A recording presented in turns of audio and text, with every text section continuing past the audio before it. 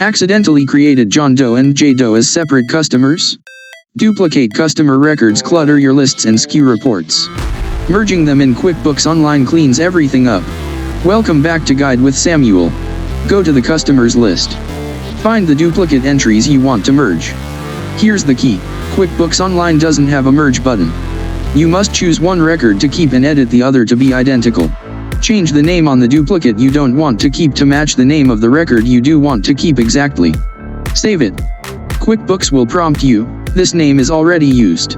Would you like to merge them?" Click Yes. My crucial pro tip: merge before entering new transactions.